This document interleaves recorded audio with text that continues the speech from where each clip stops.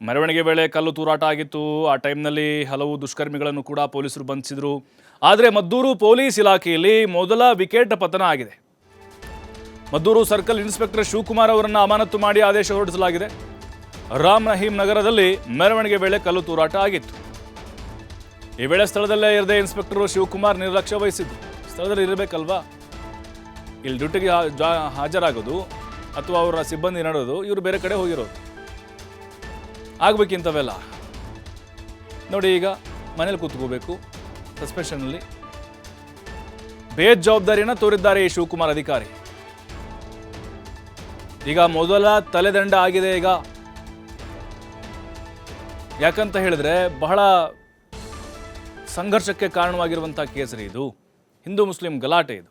ಆ ಟೈಮ್ನಲ್ಲಿ ನೀವು ಸ್ಥಳದಲ್ಲಿ ಇರೋ ಬದಲು ನೀವೆಲ್ಲೋ ಅಲ್ಲಿ ಟೀ ಕುಡಿತಾನೋ ಅಥವಾ ಯಾರ ಜೊತೆ ಮಾತಾಡ್ತಾನೋ ಅಥವಾ ಮನೆಯಲ್ಲೋ ಇನ್ನೆಲ್ಲೋ ಹೋದರೆ ಏನಕ್ಕೆ ಇರೋದು ಕಾಕಿ ಹಾಕ್ಕೊಂಡು? ಏನಕ್ಕೆ ಸಂಬಳ ಕೊಡ್ತಿರೋ ಸರ್ಕಾರ ನಿಮಗೆ? ಅಲ್ಲಿ ಗಲಾಟೆ ಆಗೋದನ್ನು ತಡಿಬೇಕಾಗಿತ್ತು. ತಾವು ಸರ್ಕಲ್ ಇನ್ಸ್ಪೆಕ್ಟರ್ ಅಲ್ವಾ, ನಿಮಗೆ ಜವಾಬ್ದಾರಿ ಜಾಸ್ತಿ ಇರುತ್ತೆ. ಸಿಬ್ಬಂದಿಗಳಿಗೆ ಸಲಹೆ ಸೂಚನೆಗಳನ್ನು ಕೊಡಬೇಕಾಗಿತ್ತು, ಆದರೆ ನೀವು ಮಾಡಲಿಲ್ಲ. ಹಾಗಾಗಿಯೇ ಈ ಕ್ರಮವನ್ನು ಈಗ ತೆಗೆದುಕೊಂಡಿದ್ದಾರೆ ಹಿರಿಯ ಅಧಿಕಾರಿಗಳು. ಆದರೆ ಮತ್ತು ಯಾವೆಲ್ಲ ಅಧಿಕಾರಿಗಳು ಇಲ್ಲಿ ನಿರ್ಲಕ್ಷ್ಯವನ್ನು ತೋರಿದ್ದಾರೋ, ಯಾಕಂದರೆ ಅವರಿಗೆ ಮೇಲಾಧಿಕಾರಿಗಳು ಇಂಟಿಮೇಷನ್ ಮಾಡಿರ್ತಾರೆ. SP ಜೊತೆಗೆ ASP ಈ ಥರದ ಅಧಿಕಾರಿಗಳು. ಅವರ ವಿರುದ್ಧ ಹಾಗಾದರೆ ಕ್ರಮ ಯಾವಾಗುತ್ತೆ? Maddur town inspector Shivakumar suspend ವಿಚಾರಕ್ಕೆ ಸಂಬಂಧಪಟ್ಟಂತೆ ಮಂಡ್ಯದಲ್ಲಿ ಸಚಿವ ಚಲುವರಾಯಸ್ವಾಮಿ ಹೇಳಿಕೆಯನ್ನು ಕೊಟ್ಟಿದ್ದಾರೆ. ಘಟನೆ ನಡೆದಾಗ ಸ್ಥಳದಲ್ಲಿ ಇಲ್ಲದ ಕಾರಣ ಅವರನ್ನು ಸಸ್ಪೆಂಡ್ ಮಾಡಿದ್ದೇವೆ. ಶಾಂತಿ ಸಭೆಯಲ್ಲೇ ಕಟ್ಟುನಿಟ್ಟಿನ ಸೂಚನೆಯನ್ನು ನಾನು ಕೊಟ್ಟಿದ್ದೇನೆ. ಇನ್ನು ಮುಂದೆ ಇಂಥ ಯಾವುದೇ ಘಟನೆ ನಡೀಬಾರ್ದು.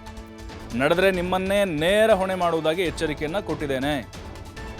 DCSPಗೆ ಸಚಿವ ಚಲುವರಾಯಸ್ವಾಮಿ ವಾರ್ನಿಂಗ್ ಅನ್ನು ಕೊಟ್ಟಿದ್ದಾರೆ.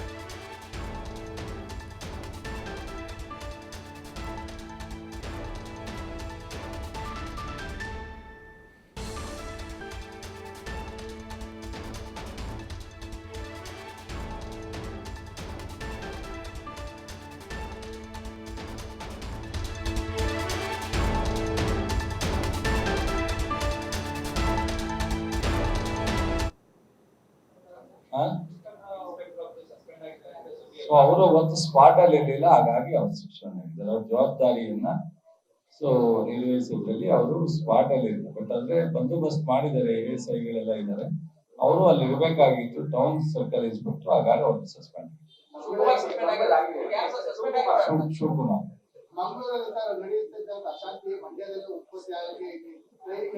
ಇಲ್ಲಿ ನಾನು BJP JDS ಪ್ರಶ್ನೆ ಇಲ್ಲ. ಈ ಬಗ್ಗೆ ಮತ್ತಷ್ಟು ಮಾಹಿತಿ ಕೊಡ್ತಾರೆ ನಮ್ಮ ಪ್ರತಿನಿಧಿ ಶಶಿಕುಮಾರ್.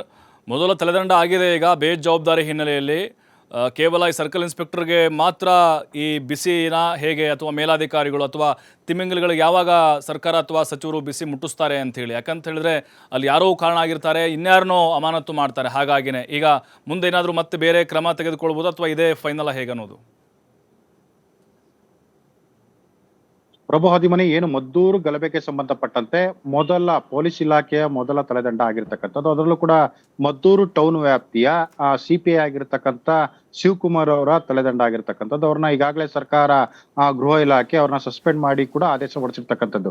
ಅಷ್ಟೇ ಅಲ್ಲ, ಈ ಪ್ರಕರಣಕ್ಕೆ ಸಂಬಂಧಪಟ್ಟಂತೆ ಕಳೆದ ಭಾನುವಾರ ಏನು ಪ್ರಕರಣ ನಡೆದಿತ್ತು, ಈ ಘಟನೆ ಏನ್ ನಡೆದಿತ್ತು ಅಂದ್ರೆ ರಾಮ್ ರಹೀಂ ನಗರದಲ್ಲಿ ಹೋಗ್ತಿದ್ದಂತ ಗಣೇಶನ ಮೆರವಣಿಗೆ ವೇಳೆ ಕಲ್ಲು ತೂರಾಟಕ್ಕೆ ಪ್ರಕರಣಕ್ಕೆ ಸಂಬಂಧಪಟ್ಟಂತೆ ಹಲವರನ್ನ ಬಂಧಿಸಿರ್ತಕ್ಕಂಥದ್ದು. ಆದ್ರೆ ಈ ಘಟನೆಗೆ ಕಾರಣ ಏನು, ಮತ್ತೆ ಈ ಘಟನೆ ಹಿನ್ನೆಲೆ ಯಾರಿದ್ದಾರೆ, ಹಿಂದೆ ಯಾರಿದ್ದಾರೆ, ಅಥವಾ ಪ್ರಚೋದನಕಾರಿ ಇದಕ್ಕೆ ಪ್ರಚೋದನೆ ಯಾರು ಕೊಟ್ಟಿದ್ದಾರೆ ಅನ್ನೋದ್ರ ಬಗ್ಗೆ ಸಾಕಷ್ಟು ಗೊಂದಲಗಳಿರ್ತಕ್ಕಂಥದ್ದು. ಜೊತೆಗೆ ವಿಪಕ್ಷಗಳು ಕೂಡ ಆ ಸರ್ಕಾರದ ನಿರ್ಲಕ್ಷ್ಯದಿಂದಾಗಿ, ಪೊಲೀಸ್ ಇಲಾಖೆಯ ವೈಫಲ್ಯದಿಂದಾಗಿ ಈ ಒಂದು ಘಟನೆ ನಡೆದಿದೆ ಅನ್ನೋ ಗಂಭೀರವಾದಂತಹ ಆರೋಪಗಳನ್ನ ನಿರಂತರವಾಗಿ ಮಾಡ್ತಾನೆ ಇದ್ವು. ಆದ್ರೆ ಸರ್ಕಾರ ಅದ್ಯಾವುದಕ್ಕೂ ಕೂಡ ತಲೆ ಆಡಿಸ್ತಿರ್ಲಿಲ್ಲ. ಅಂದ್ರೆ ಅದ್ಯಾವುದು ಕೂಡ ಆಗಿಲ್ಲ, ಇದು ಪೂರ್ವ ನಿಯೋಜಿತನೂ ಅಲ್ಲ, ಜೊತೆಗೆ ಏನೋ ಅನ್ಎಕ್ಸ್ಪೆಕ್ಟೆಡ್ ಆಗಿದೆ ಅನ್ನೋ ಒಂದು ಆಂಗಲ್ ಅಲ್ಲೂ ಕೂಡ ಹೇಳ್ತಾ ಇದ್ರು.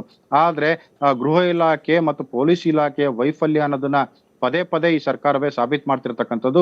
ಯಾಕೆಂತ ಹೇಳಿದ್ರೆ ಈ ಹಿಂದೆ ಕಳೆದ ವರ್ಷ ನಾಗಮಂಗಲದ ಬದ್ರಿಕೊಪ್ಪಲು ಗಣೇಶನ ಮೆರವಣಿಗೆ ವೇಳೆಯೂ ಕೂಡ ನಾಗಮಂಗಲದಲ್ಲಿ ಇದೇ ತರಿಯ ಒಂದು ಕಲ್ಲು ತೂರಾಟ ಪ್ರಕರಣ ನಡೆದಿತ್ತು. ಅದಾದ ನಂತರದಲ್ಲಿ ರಾಜ್ಯ ಗೃಹ ಇಲಾಖೆ ಮಂಡ್ಯವನ್ನೇ ಕೇಂದ್ರವಾಗಿಸಿಕೊಂಡು ಬೆಂಗಳೂರಿನಲ್ಲಿ ಒಂದು ಪೊಲೀಸ್ ಇಲಾಖೆ ಅಧಿಕಾರಿಗಳ ಸಭೆಯನ್ನು ಕೂಡ ಮಾಡಿತ್ತು.